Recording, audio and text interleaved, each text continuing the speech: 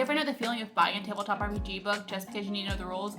Then 3 hours later, you're sitting on your couch flipping through the book, looking at all the pictures, thinking like, how is a Skeleton King riding an elk mechanically sound? But does it really matter when this art belongs in a museum? Let's be honest, most of us have bought an RPG book without the intention of playing it. Not because we need another system, not because our players are ready for it, not because we wanted to understand the mechanics of it. It was because picture pretty, and we need picture pretty. Picture pretty! Today we are learning about tabletop RPG books that are worth owning just for the artwork alone. The kind of books that live on your shelf and occasionally whisper, "Open me up, I have pretty pictures inside." And honestly, that's the temptation I fall for every single time. So let's dive into some of the most visually stunning tabletop RPG books that have ever been published. Let's start with the loudest book in the room. It doesn't sit on your shelf quietly, it screams. That's Mork Borg.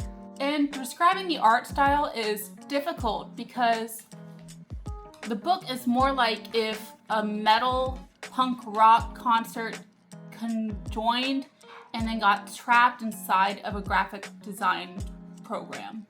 Every page is chaotic. Neon yellow, black metal aesthetic, apocalyptic illustrations, typography that basically looks like it wants to fight you. The art simply doesn't support the setting. The art is the setting.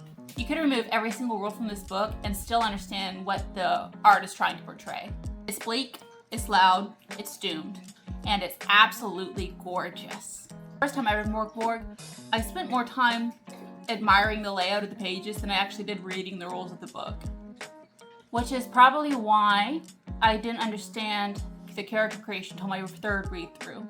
Now let's switch up in a wildly different direction.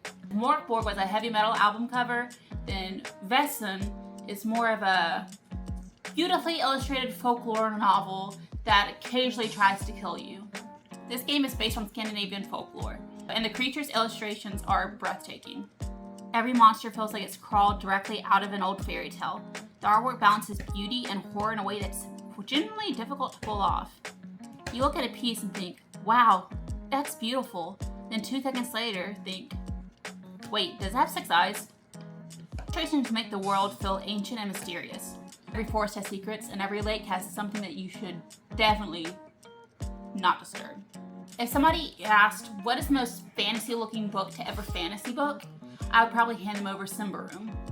Everything in this book feels epic. Massive forest, ruined kingdoms, dark magic, ancient mysteries. The artwork manages to feel both grand and intimate at the same time. Every illustration looks like it belongs to the cover of a fantasy novel, or hanging on a wall if somebody owns too many swords. Not saying it's me, but I'm not saying it isn't. Top of Lord of the Rings, the RPG One Ring, it really understands what makes Tolkien's world magical. The art absolutely nails it. The landscapes are stunning, the characters feel grounded, the architecture feels ancient, everything has a sense of history behind it. Like the world exists long before your character arrived, which is exactly how Middle-earth feels. Don't just look at the artwork. You want to go adventuring in it. Perhaps with the snacks, gotta make sure you have at least second breakfast. But let's talk about comfort, and specifically, wander home. This game feels like a warm blanket hug. The setting features animal folks wandering around through peaceful worlds, and the illustrations are unbelievably charming. Soft colors, cozy villages, gentle landscapes, characters that immediately make you want to know their stories. And this is the kind of art that lowers your blood pressure. Flipping through the pages makes you feel like you are on a relaxing walk through the countryside, which not a lot of tabletop RPGs books accomplish. Now, if we're talking about a visual spectacle, we have to talk about Genesis. This book looks expensive because it is, and because the pages look like a concept from a blockbuster movie. The illustrations are absolutely detailed. Characters, weapons, ruins, landscapes, everything feels cinematic. It's one of those books that says, wait, this is for a tabletop RPG? Because the art quality is genuinely ridiculous.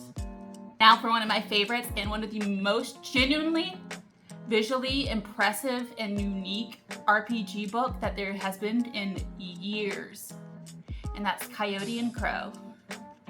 This game explores an alternate future where indigenous cultures have flourished in ways rarely seen in mainstream RPGs. The artwork is stunning. The visuals combine futuristic technology and cultural aesthetics in a way that feels fresh and distinct. Every page introduced ideas and imagery that stands apart from a typical fantasy and sci-fi art.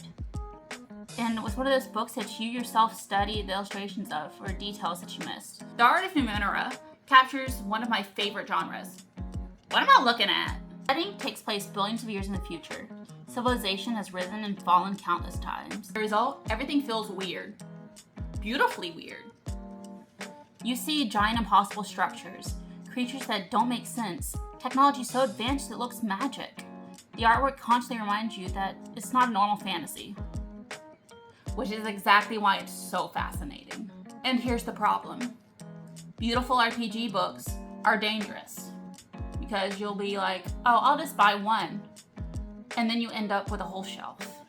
You own 12 systems you never played. Your players keep asking, what about that one? And you respond, okay, we're not playing it today, but it's very nice to look at. Let's look at it together. The books become part RPG, part coffee book, part art collection, part financial responsibility, questionable options, but in the end, I'm gonna spend that money anyway. Yeah.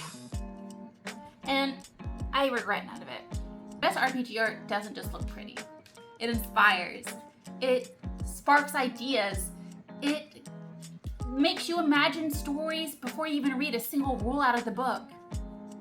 Sometimes one illustration will cause a whole campaign to be created. An NPC, a kingdom, a mystery, a character you'll remember for years. That's why some of these RPG books earn a permanent spot on my shelf, even though I might never bring them to a table. Because every time you open that book, you remember why fantasy, science fiction, horror, and storytelling are so magical in the first place. And a book can do all that? If it can, it's worth owning. Even if you only read page 6 about 17 times, just because the artwork is cool. So these are some TTRPG books that are worth owning just for the artwork alone. Let me know in the comments, which book do you have permanently living on your shelf just because the artwork is pretty? If you have any recommendations, please let me know. I love art, especially if it's made by humans. My bookshelf is judging me, my wall is crying, and yet somehow, there's still room for more beautifully illustrated books on my bookshelf. Like, subscribe, leave a comment, ring the bell notification if you want to. I post new videos every Monday, Wednesday, and Friday at 12 Central Standard Time. May your dice roll high, have a great day, and bye-bye!